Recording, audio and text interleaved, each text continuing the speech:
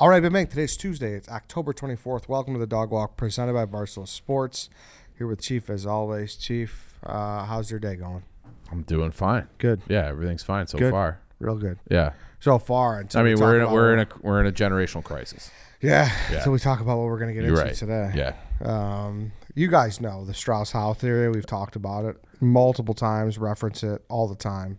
I feel like of all the things we've talked about, this is the one that kind of piqued your interest like the most. Yeah, because it's just everything adds up. Everything clicks. And that's kind of the reason we're getting back into this. I think we might have mentioned it, but it was the Strauss Howe Generational Theory. Strauss died. The original book was written like 93 or 97, something like that, predicting all like the downfall that would occur.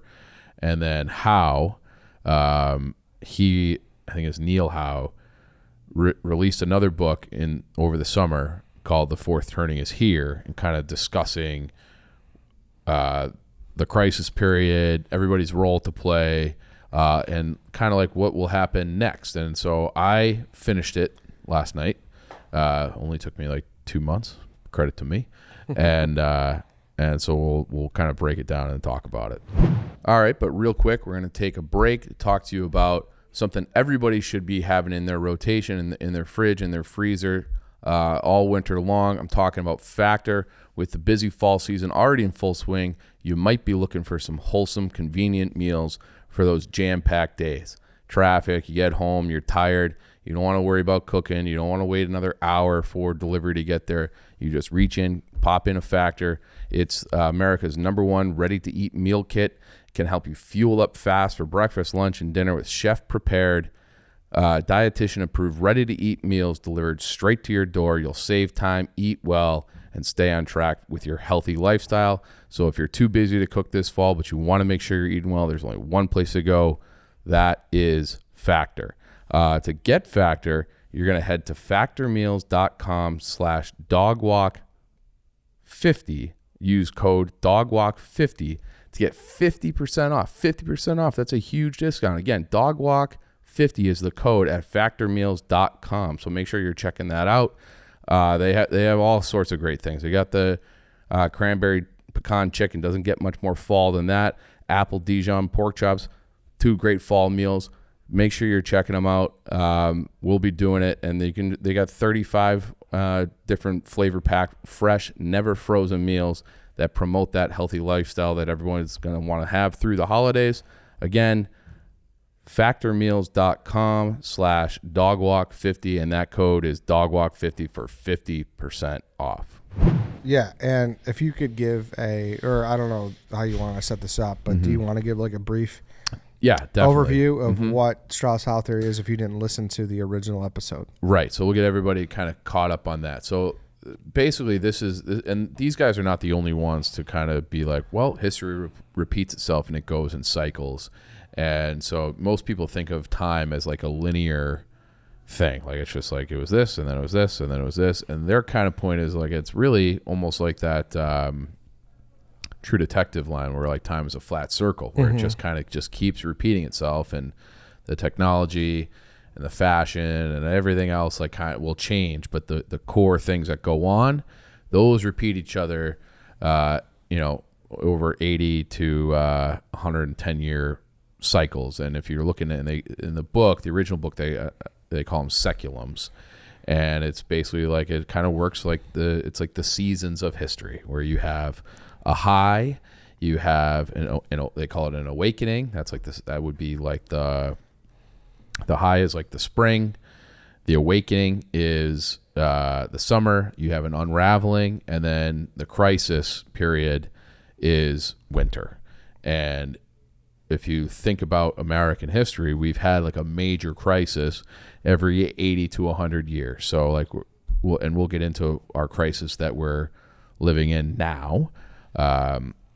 That he says started in like 2008, and you can, I would even say maybe even a little bit before that, probably September 11th might have been the start of our crisis period. But the author puts it at the financial crisis 2008. But if you back up 80 years from that ish, okay, it's always like approximate. You get to World War II.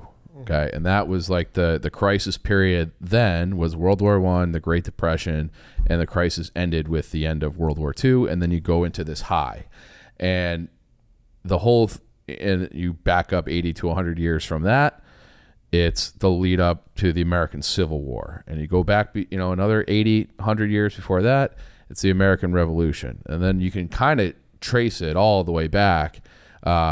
I think into like the 1400s or probably even earlier, that basically in one human lifetime you're going to theoretically, based on this and based on recent history, experience all 4 seasons in your life. It's just a matter of, were you born in a crisis? Were you an adult in the crisis? Like what stage of life were you? And that impacts how your generation views the world. And it also impacts like who gets to like move society forward. And that's the whole thing. So in the 90s, they obviously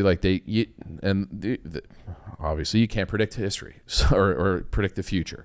So, but they were saying like, hey, like there's all these markers that, we're probably in this quote unquote, the unraveling period of these, which is the fall, and then the winter will come. So they were predicting like a crisis period. And lo and behold, we are in a crisis period. Did they say what those markers were in the 90s? Do you remember? Yeah, I actually have a bunch of these written down as like the markers of the crisis. And I want to see like it, because I think if you look throughout history, there's always probably moments where you're like, wait, is this the crisis? Or do you need to take a step back to be like, no, that really wasn't the crisis. It was like that was part of the unraveling, kind of, or like that was part of the fall. That was a one-off thing. So when he says, and this is what I mean. So he says there's an unease, and this is a quote unquote a marker, an unease that pervades the collective consciousness. So like everybody is uneasy. Like you look in the world, the news, like whatever, that and if you look at like polling data now, it's like the first time in American history where people think that their children will not have it as good as them, and that's like that would be a way to characterize a general unease. And he calls it, there's like a whisper in the air, like something's just off. And do you feel that way? Do you feel like there's like that kind of like I'm trying to it's hard for us because the only thing we really have to compare it to that we can remember is our childhood in the 90s where everything was fucking great. You know? So, but I'm wondering if you were a kid, but then the only other... I was very young in the 90s. Right. But it didn't... Exactly. So you can't really... And so was I. Like, I was that's when I was in, like, elementary school and middle school was in the 90s. So, like, I remember it, but I feel like a lot of people remember that their childhood time on a grand level as, like, nostalgic. Mm-hmm. Like, it was... So... Is it better now, or is it worse now for kids now? Do kids in elementary school have like just like this whisper in the air that things are fucked up, or were they kind of like blind or numb to it like we are? It's like an interesting question. I wonder, dude, because I do not remember the level of political talk being what it was then versus now. And is that because I was younger and I didn't know? All I cared about was a fucking Charizard and a tech deck. Right. And, if Jay Williams was going to be the guy, is that all I cared about? Yeah. And I didn't know what was going on with George Bush. Like, I don't know. Yeah. And I'm thinking back, like, I remember I was in first grade, but I remember we had like a mock young elementary school. We had a mock election in 92. I like remember it. And that was the year that Clinton won. And I have like faint memories, like very faint memories of watching TV of the first Iraq War.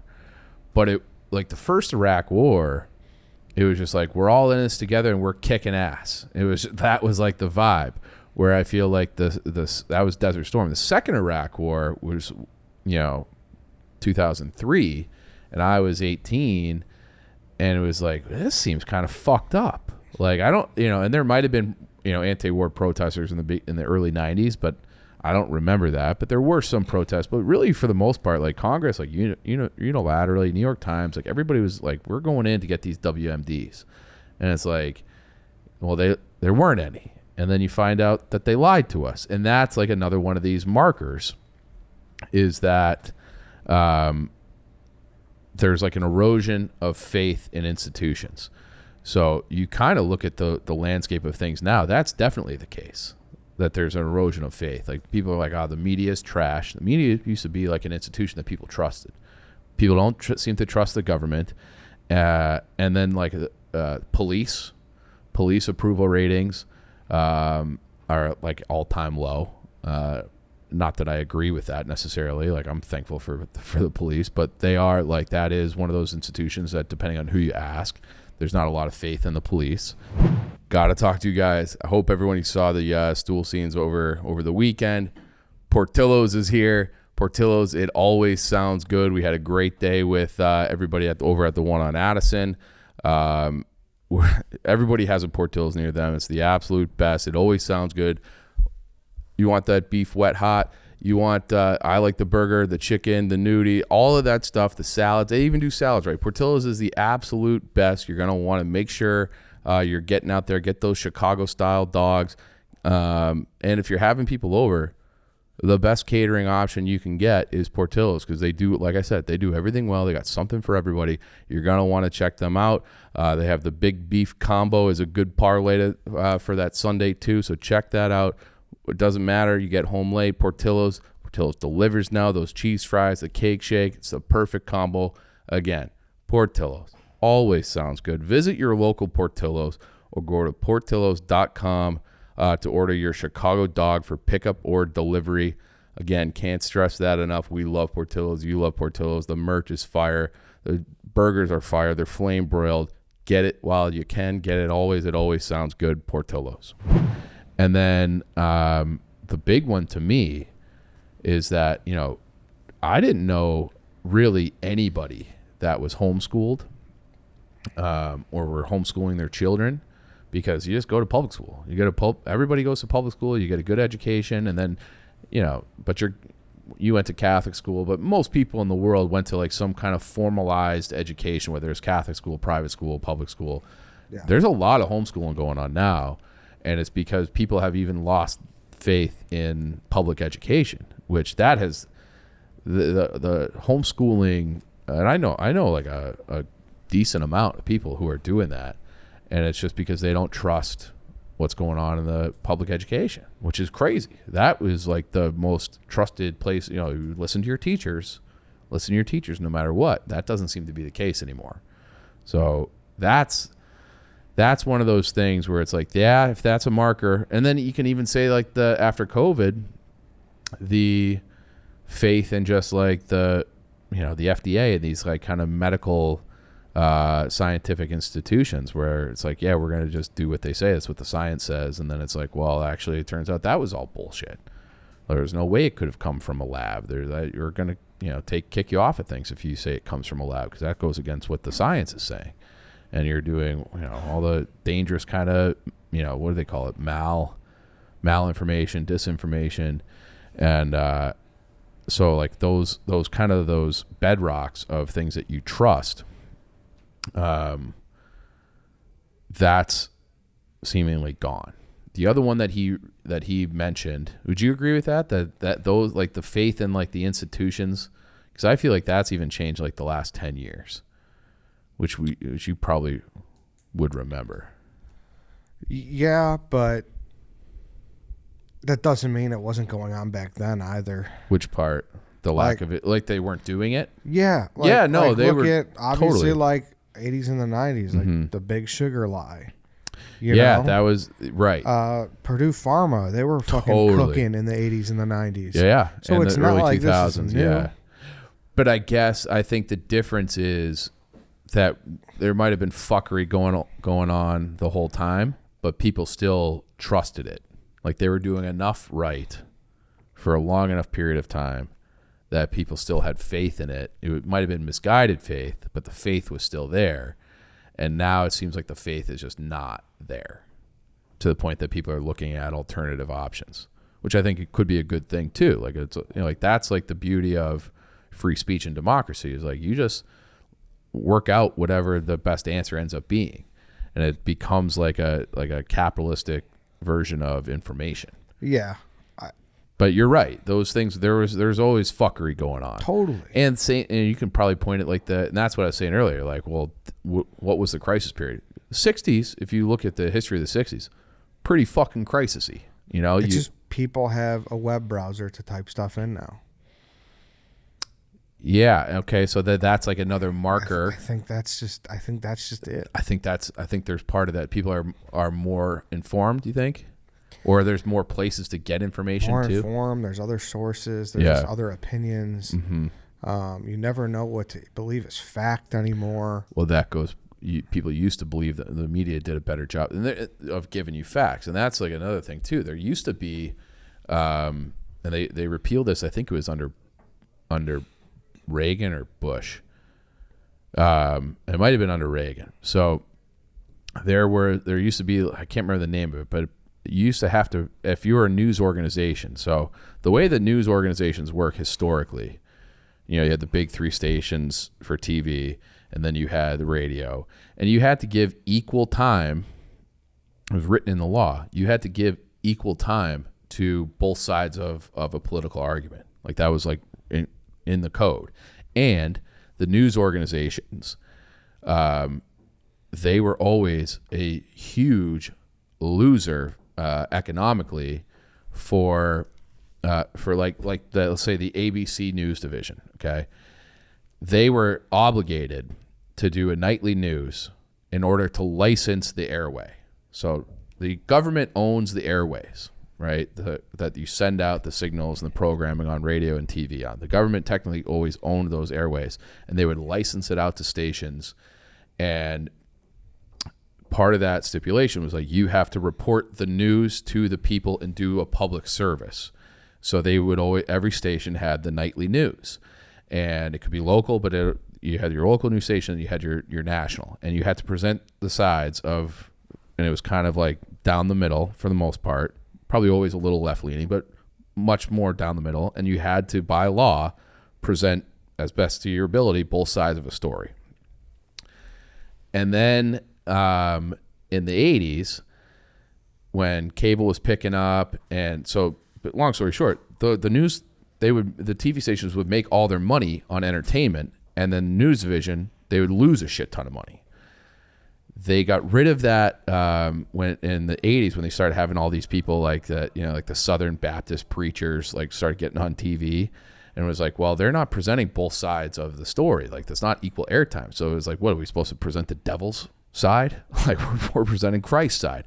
So that was so you had the Bible bumpers, and then you also had all the people in Hollywood in California helped get Reagan elected, and they wanted to get rid of that clause too. So they helped Reagan get elected. He was a governor of California, and he was it was probably the last Republican ever to win California. But he was a governor of California, and then he was head of the Screen Actors Guild. So he had a lot of relationships in Hollywood. They helped him get elected, and then he repealed some of these clauses that kind of took the shackles off of them and what they could do in terms of TV. And that made it much more like, we're going to have the news not be boring. We're going to give you the salacious shit. It's going to be more opinion-based. And then cable news came along and just blew that out of the water, and everything was about ratings, who you can sell to, who you could take money from. They rewrote the law. You're never allowed to advertise pharmaceuticals. That changed too. So that became like kind of how things went, where it's just like, now you can't trust it. So you used to be able to like, hey, I know that they're telling this. They might not want to tell this side of the story, but they have to. And that's like another one of those markers where you talked about the internet. Typically, historically, in these seculums, in the crisis, there's an acceleration of tech.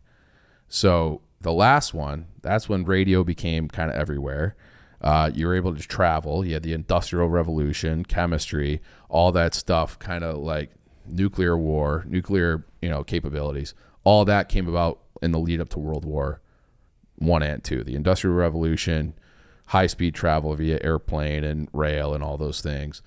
And then in our generation, our crisis, it's all about surveillance, smartphones, internet, all that kind of stuff. That's like our big technological advance. And then AI eventually too. So you have like kind of that would be a marker, and you could kind of point to that for the Civil War too.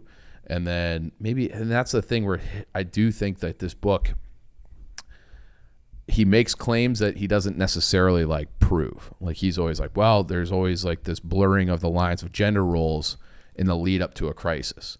And you're looking like right now, and you're like, yeah, there's not the traditional gender roles that we've seen historically. And then you could probably make a case with all like the flappers and the roaring 20s that the girls were a little bit more scandalous then in the lead up to that crisis. But like, was that a thing in the Civil War? I don't know. I would need some more proof from the author on that. It's not that one's not as obvious to me. He also said that there's tension between generations in a crisis. Like the old people don't like the young people are resentful of the old people, and like they don't really have any like shared experiences or like a shared culture. And I feel like that is like a bubbling under the surface thing too. I think that's not even bubbling. I think that's entirely accurate. Okay, yes, but I think in like a potentially violent way, where. Do you think the olds are going to fight the youngs at some point here? I think there could not like maybe violence is the wrong word, but it's like they're always like, well, like I bought a house when I was 28. It's like, well, fuck you. You screwed up the whole system, so now it makes it impossible. You guys are still in power. It's impossible for us to live life the way that you lived it, based on the rules and the mistakes and the corruption that you guys caused. So I do think that, that was a thing that happened during COVID too, where there was, they always talked about the 1%. Well, the 1% during COVID got so much richer than everybody else. Everybody else is struggling, losing their job, losing their business, losing their home, and they're just scooping up, vacuuming, hoovering up everything. And so I do think that there is, while remaining in power, and that's like the other thing, like this current group, he talked about this a little bit in the book, like they called it like the elders, call them the elders. At no point in history have we had a president who's 80, and all these people are so old. Like, people are always like, oh, why haven't we ever put in term limits for Congress or for Senate? Well, it was never really that big of an issue before, until like this current period of time where you have better medicine. And they said that, I thought this was an interesting point in the book. So did your grandparents fight in World War II? Yeah. Okay. So did mine. And they said that that generation, they didn't really want to have anything to do with their kids. Okay. So if you think about like my grandparents, on my mom's side, when they were retired, they moved down to Florida, and they lived in like I wouldn't say it's like your quintessential retirement community, but it was like West Palm, and everybody was at the golf course, and everybody was eating at the same restaurant. And but retirement communities like the old Seinfeld, Del Boca Vista, with the Seinfelds and the Costanzas, like arguing, like there was a lot of those things were a big thing. Like everyone, retirement, warm weather communities in Florida were a big thing. Now they're not. Now people, like the current elders, they're not retiring because the benefits aren't what they used to be too. They're not retiring, and they're not living amongst each other. They're much closer. They want to be near their children, where that was not a thing for them. They felt a distance from their own parents, and their parents wanted to be with their peers because their peers were like, hey, we all went through this crazy shit together, is the thinking. That's interesting. Yeah. And then where like even my own parents, so like my grandparents fought in World War II. They had a whole mess of kids. Like they were like the quintessential come back from the war, make a good life, pump out a ton of kids, the boomer generation. And then when the kids are out of the house, they're, not like super disconnected, but not like their whole lives are revolved around their grandchildren and their children, where my parents kind of are, where I have two sisters. They both have kids. They live within 5 miles of the house where we grew up. And my mom is like, sees them every day. She takes them to things like my grandparents. And it seems like that is a very common thing for that generation to be more involved with their children than their parents were in their lives, which I thought was interesting. Yeah, it is for sure. Yeah. And then the other thing that he would say about, I wonder how many people just hang on in cold weather cities now solely because of that. It's got to be a fucking overwhelming percentage. I think it's a lot. Yeah. And I like my parents will like, I don't know if they do it so much anymore, but like my dad used to like, it'd be Asheville, North Carolina. Like you still get to change the season. It's not super hot. It's not Florida. It's not all these old people, but get out of here. Or like someplace outside Nashville. Like he was always looking, and my mom would be like, no, but the boys, like, you know, so she would always want to stay. But I think probably 30 years earlier, it was like, oh yeah, we're out. See you can come visit a couple weeks a year if you want, but like we're out. And that is like a much different change.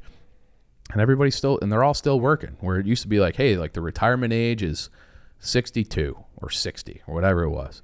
And now, and they used, and in other countries, they still do this, where they would have like riots about hey, we're going to lift France, hey, we're going to lift the retirement age to 65 from 63. And there's protests, you know, all over Paris. I don't even know if that would be that big of a deal here. I don't think people would care. Just keep working. You know, like that's kind of how it seems to me. So that's like an interesting thing. And then the other thing that they would say about that like greatest generation, the World War II generation, is that it was very good. He had this quote. It was like, one of the best compliments somebody from that generation could give somebody is like, he's a regular guy. Yeah, he's a regular guy. You know, like you kind of like him. He's regular. He fits in. That's not really a thing now. You know, now it's like, oh, he's an eccentric. He's funny. He's wild. He's this. He's that. Like that's the things that kind of like people want around. Where it's like being a regular guy doesn't have as much value anymore. Yeah. I think I've said this before, but it's funny. I listened to John C. Reilly on Bill Simmons' podcast years ago, and he had this big conversation with Bill. He's like, "What's wrong with aging? You know, what's wrong? Everyone wants to look younger and do this. What's wrong with just being a guy?" And he's just like, "I'm getting old. I look old. I feel old. I'm going to act old, and that's how I'm going to finish out my life." Yeah. It's kind of crazy that, like, there's this rush to be like, dude, and well, you know, we got to, and I understand, like, the youthful. Inject collagen in your face. And yeah. I understand, like, what is it? Like, the youthful mind is a youthful. Totally. You know, there's definitely a connection with everything. Yeah, and you, like, but there is a difference between, you know, that, like, wanting to look young and, like, having a little bit of, like, vanity versus like just the lifestyle. Like nobody even wants that lifestyle. Like my grandparents were Nana and Grandpa on one side and Grammy and Pop on the other side. I don't know anybody that is a grandmother. I'm seeing like literally not one person that is like, oh yeah, the grandkids call me grandma. They're like, that's too old. Like my mom gets called Minnie. I know another woman who goes by Honey. Like nobody wants the label. I don't know. I think the latter, or I think those weird things are a little strange sometimes. But that's kind of to your point though. Like nobody even wants to sound old, let alone look old or be old. You know, for sure, so. For sure. They're like, call me anything but grandma, because grandma is such an old thing. Yeah. And then the other thing that's crazy about this book, it makes me very nervous, is that millennials and Gen Z, they're the ones right behind us, right? Gen Zs? Yeah. Yeah. We're supposed to be like the hero generation of this crisis. Like we're going to be the ones to like lift us out of this and like reshape society and, you know, kind of put it all back together. And it was like, wow, I look around and I see, you know, I don't see a lot of people storming Normandy like the way they're doing these bomber missions in Japan. You know, like it feels like that generation is cut from a way tougher, different cloth than, you know, our generation and the generation below us. Like we got, you know, and you think of like who the leaders were and who the leaders of industry are. Like Zuckerberg's basically my age.